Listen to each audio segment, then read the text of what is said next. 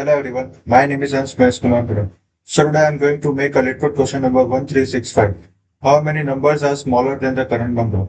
So here we have given a question given the array nums. For each nums of I, find out how many numbers in the array are smaller than it.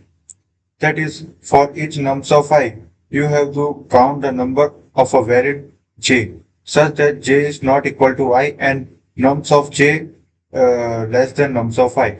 So let's check to the example one. So we have given the input nums with the array. So there are five elements in this array. So we have to do 8 is greater than this all the four elements. So we have to print here in first index there is a 4. So now let's move to the another element, there is a 1. So there is no one is smaller than 1. So we will print here 0. So now let's move to the third element. There is a 2. So we have only one element which is less than 2. So we will write here 1. So same as here in the fourth index. So now we will move to the fifth index. So there is a third in the last index.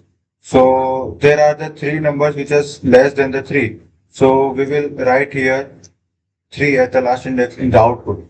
So now let's write the code in CPP language.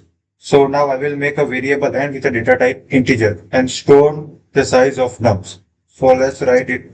So int n equal to nums dot size. So I will store the size of the num and I will make a vector with a variable res with a data type integer.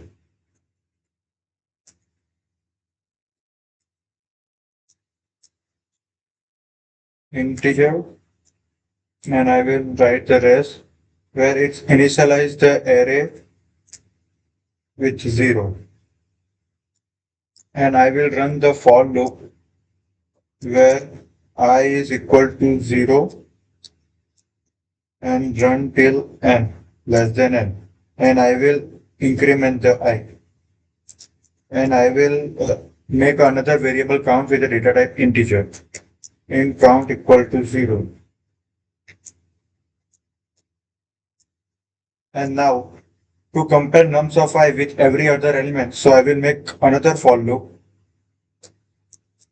int j equal to 0 and j is less than n and I will increment the j. So make sure we don't compare the same index and the count if the nums of j is smaller than the nums of I. So I will write the if condition where I is not equal to j and nums of j is less than nums of I. So I will do count increment. So now I will write here res of I equal to count because it will show the count of the current element. So now I will return here res. So now let's run this code.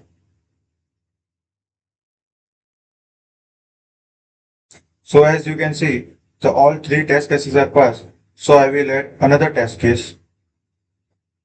So here I will write 1, 5, 4, 2. So now let's run this code.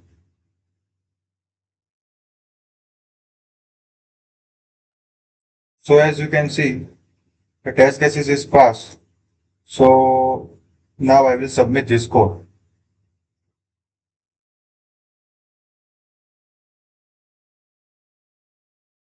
So as you can see, the code is accepted. So thank you from my side.